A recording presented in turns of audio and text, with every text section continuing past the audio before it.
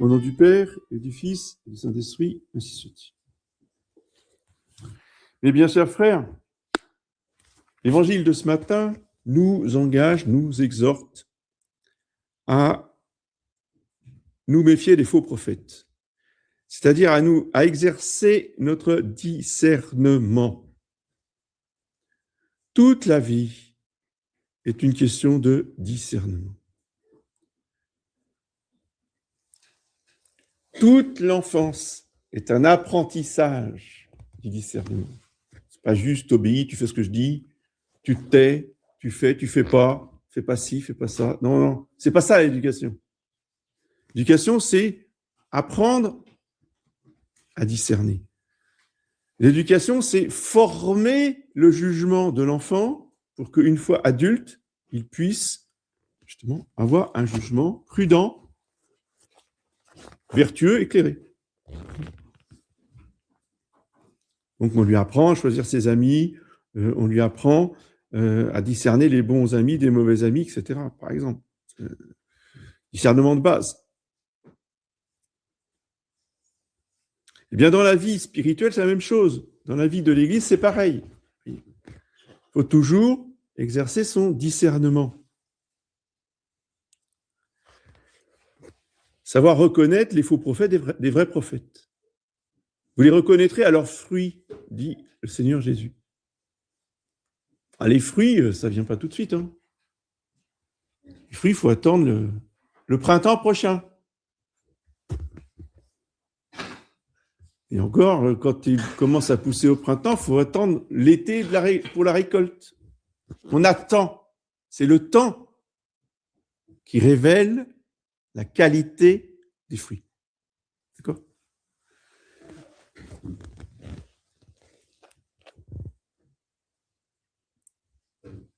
Et il faut que vous ayez confiance dans votre discernement, dans la mesure où il est éclairé par le Saint-Esprit. Bien sûr, pas votre discernement tout seul, mais si vous priez le Saint-Esprit, si vous avez la dévotion envers le Saint-Esprit, et donc envers la Sainte Vierge Marie, eh bien, ils vont vous aider par quel don ?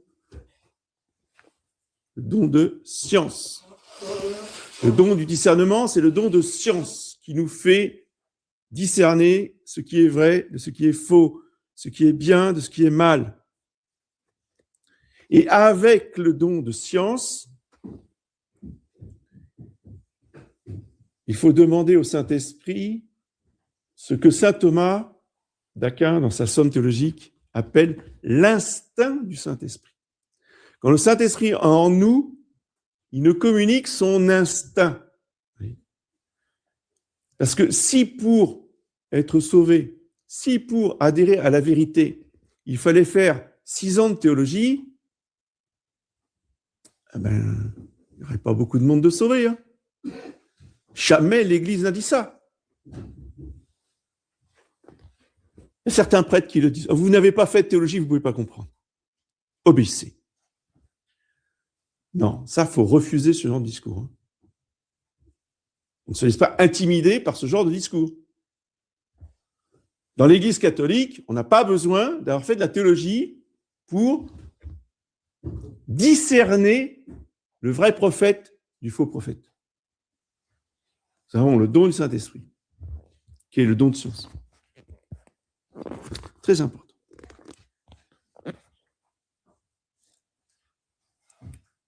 Autre critère de discernement que nous ont toujours donné tous les docteurs, tous les saints, tous les papes, mais en particulier Saint Pie X, vous voyez, dans l'hérésie du XXe siècle, qui est le modernisme, qu'il a condamné dans son encyclique Pascendi Dominici Gregis, disant que c'est l'égout collecteur de toutes les hérésies. Ce n'est pas une hérésie, c'est l'égout collecteur de toutes les hérésies. D'accord ? Donc c'est quelque chose de gigantesque. C'est un tsunami de boue, oui, le modernisme. Et quelle est la caractéristique de l'hérésie moderniste ? La nouveauté. Ah, ça, c'est... Retenez ça toute votre vie. Enseignez ça à vos enfants. C'est nouveau, poubelle. Terminé, on ne cherche pas. Dans l'Église, il n'y a rien de nouveau. On transmet le dépôt de la foi et le magistère du pape, le magistère des conciles va expliquer, va développer le dépôt de la foi, c'est tout. Il n'y a pas de nouveauté. Si c'est nouveau, c'est pas bon. Ça, c'est fondamental. C'est tout simple. Tout le monde peut comprendre ça.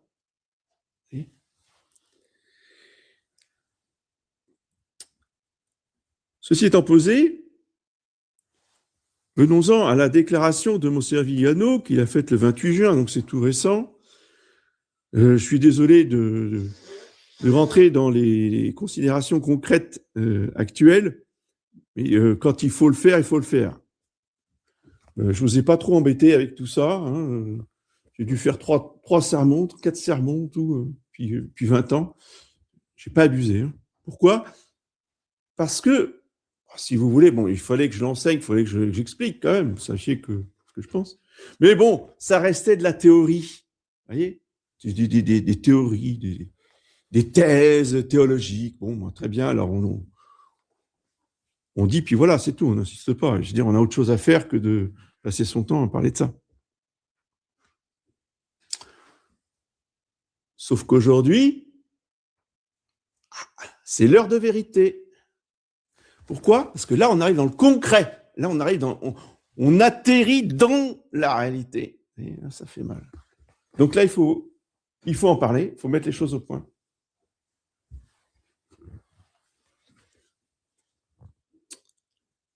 Parce que lorsqu'on voit les applications concrètes, là, on mesure les fruits. Oui.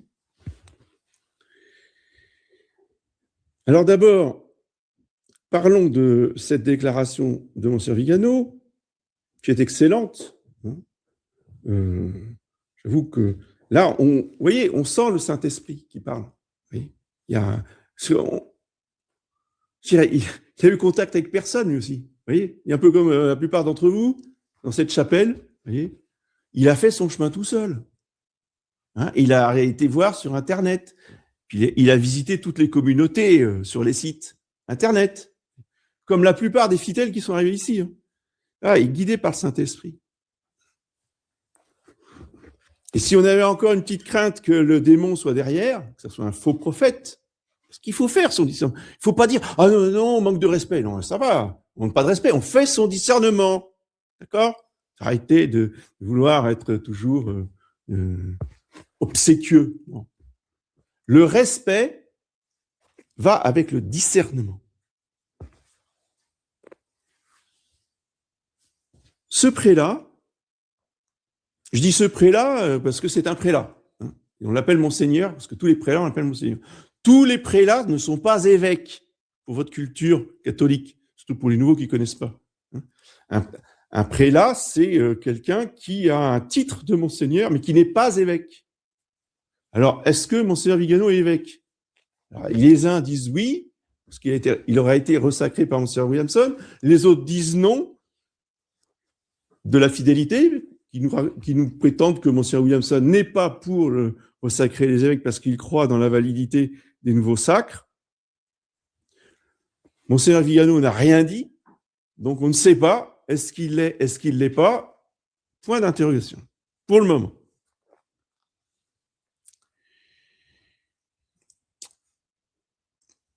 Mais il a cette démarche, si vous voulez, il a commencé sa démarche. Il a commencé à se faire connaître comme opposant à Bergoglio, dans le public, hein, parce qu'il avait déjà commencé à s'opposer à lui dans sa fonction de nonce apostolique aux États-Unis. Mais dans le public, il s'est fait connaître en organisant un exorcisme mondial. D'accord ? Donc, il avait donné rendez-vous en tenant compte des fuseaux horaires à tout le monde à 15h, un samedi saint, hein, il y a 4 ans. C'était au moment du Covid.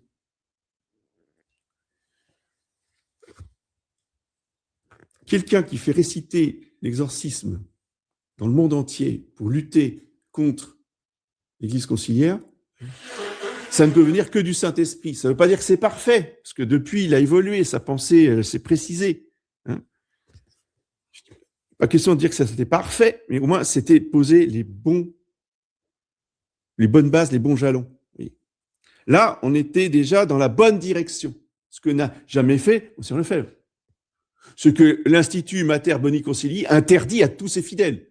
Vous avez interdiction de réciter l'exorcisme avec eux. Ça va avec le secret de la Salette. Avec l'IMBC, vous avez interdiction de lire le secret de la Salette. D'accord ? Faites votre discernement. Donc, Monsieur Vigano est arrivé au mois de juin 2024 à rejeter publiquement donc tout le Concile Vatican II, toute l'Église issue du Concile Vatican II, donc la secte conciliaire, et tout ce qui va avec, le catéchisme, enfin bref, la nouvelle messe, enfin, il rejette tout publiquement. Ça s'appelle une abjuration. Alors, c'est pas la forme canonique de l'abjuration, on s'en fiche de la forme canonique. C'est pas ce qui est le plus important. L'important, c'est que publiquement, voyez, il abjure tout ce à quoi il a adhéré pendant toute sa vie précédente, hein, depuis le Concile Vatican II.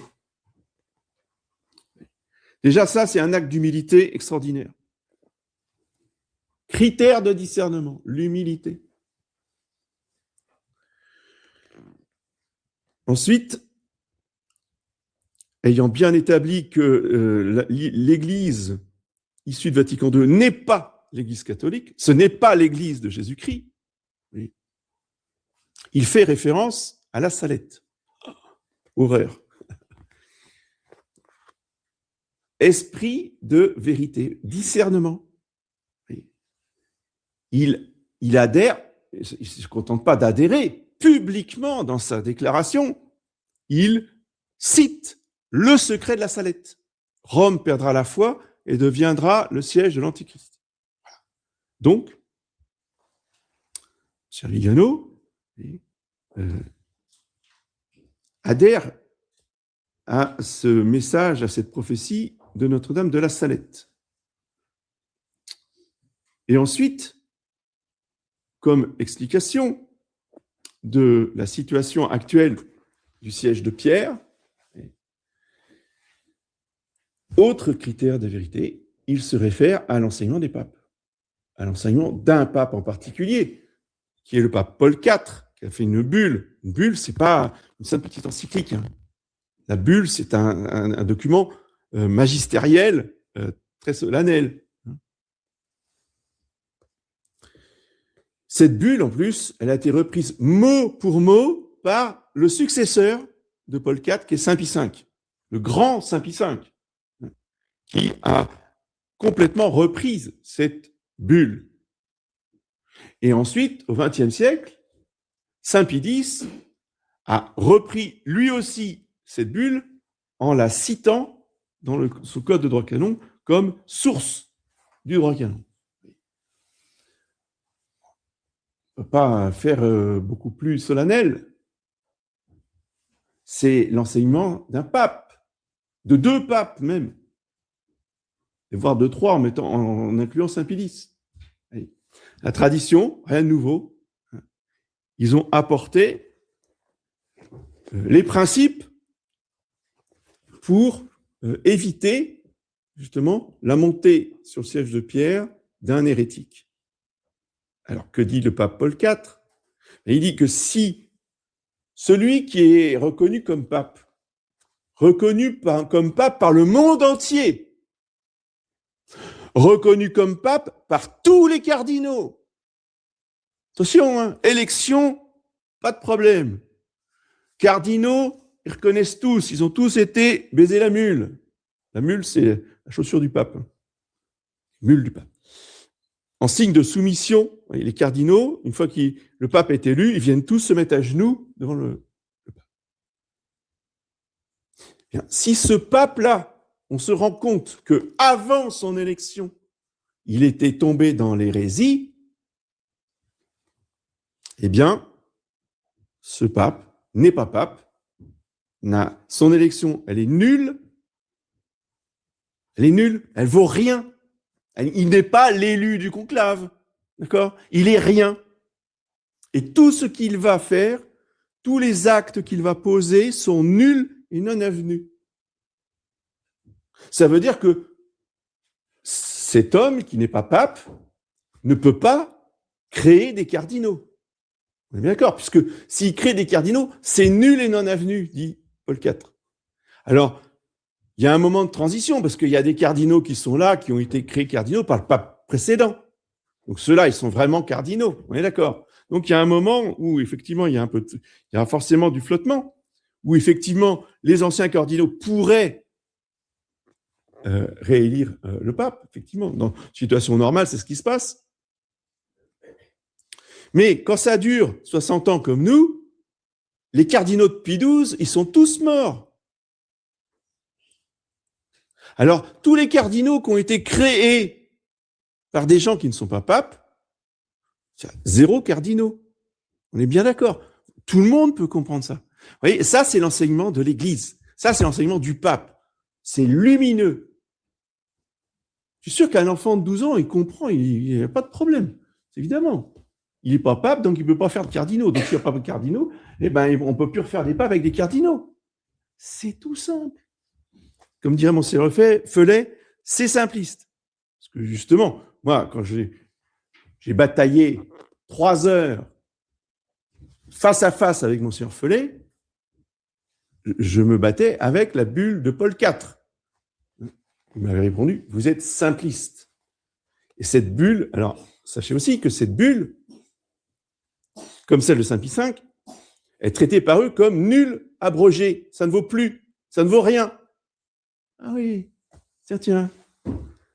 Et pour l'IMBC, c'est la même chose.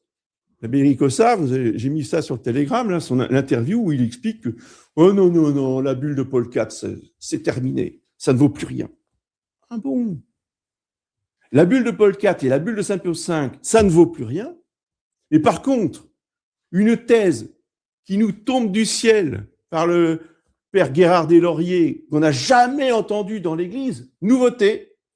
Alors ça, par contre, ça, c'est la solution auquel il faut tous adhérer. Faites de discernement.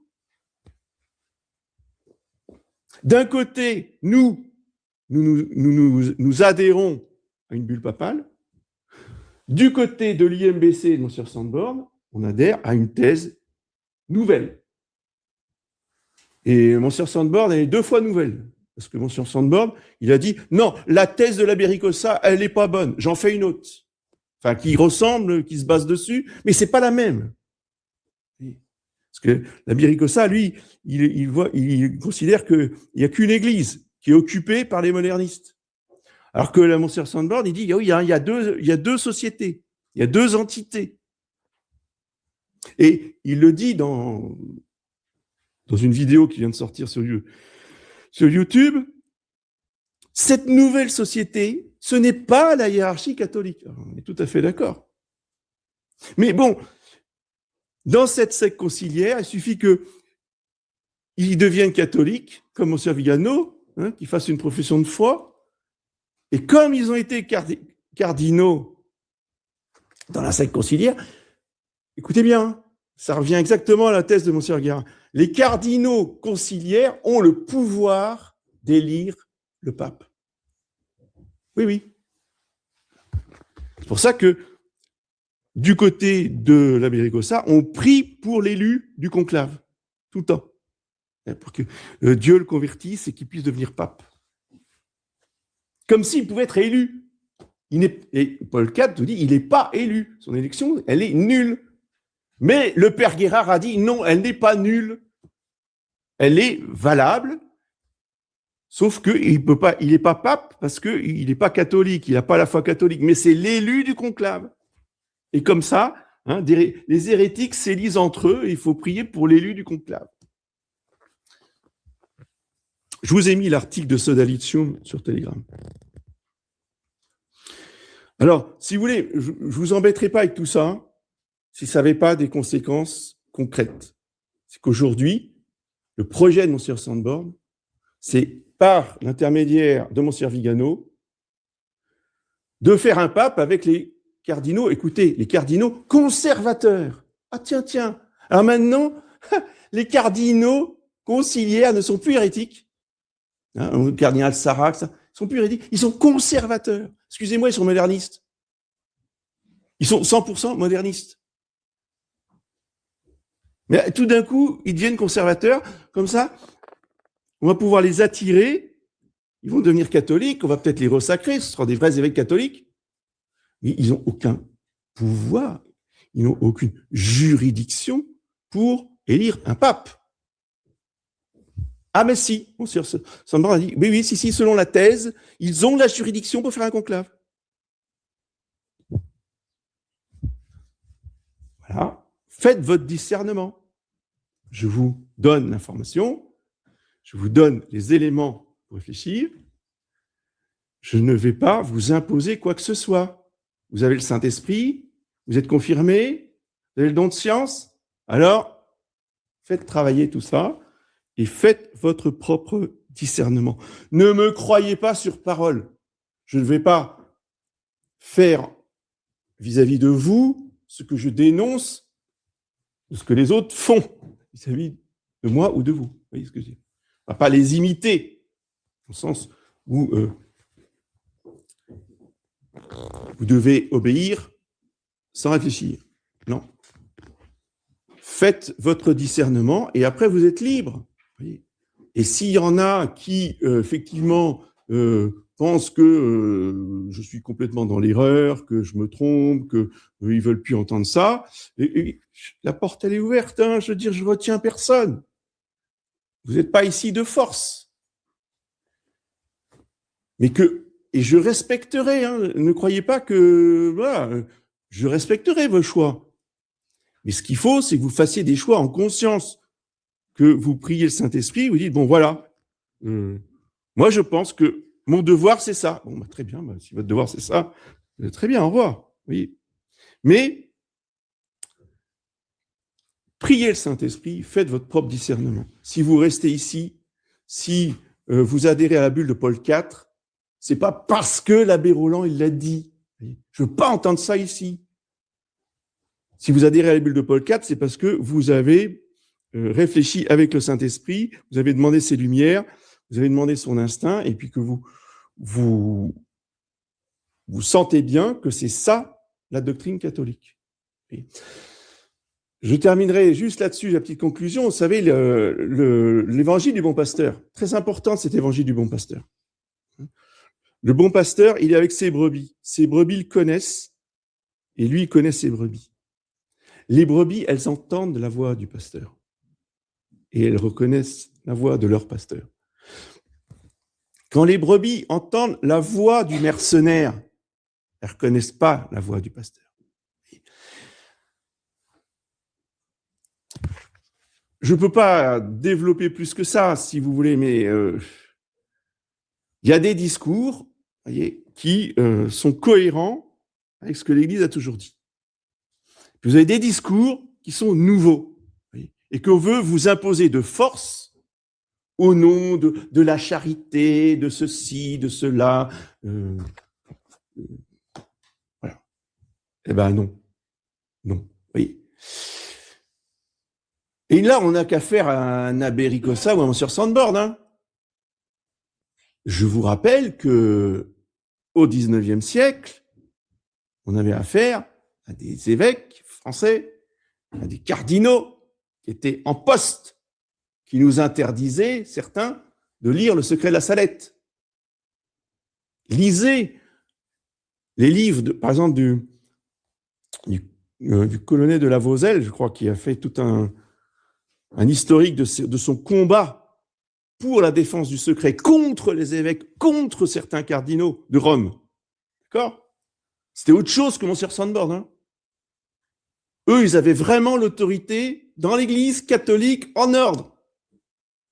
Mais les laïcs ou les prêtres qui ont défendu le secret de la Salette en comprenant que l'Église était déjà infiltrée par la franc-maçonnerie, ce que rappelle Monseigneur Vigano, depuis le 19e siècle. Donc, il a parfaitement conscience que tous les problèmes du 20e siècle viennent de la franc-maçonnerie dans l'Église, à l'intérieur de l'Église et jusqu'à l'intérieur du Vatican. Et ce sont ces gens-là qui ont lutté de toute leur force contre le secret de la Salette, pas les papes. Saint Pie X appelait Mélanie Calva la Santa Nostra, notre sainte. C'est une grande dévotion. Léon XIII aussi aimait beaucoup les enfants de la Salette. Et l'entourage, l'administration, l'Église profonde, pour parler comme aujourd'hui, eh bien, eux détestaient la Salette et détestaient Mélanie. Faites votre discernement. Encore une fois, c'est en connaissance de cause, parce que le combat, c'est le même. C'est le combat, il continue jusqu'à aujourd'hui. Il n'a pas changé. Donc, à nous de rester fidèles à l'enseignement des papes, en particulier à l'enseignement de Paul IV et de Saint Pie V, pour garder des idées claires, simples, sereines, et ne pas nous laisser embarquer dans des polémiques humaines, intellectuelles, purement humaines. Nous, on se base sur le roc de pierre et de la foi, on ne se base pas sur des thèses qui datent de 1980. Voilà. Au nom du Père et du Fils.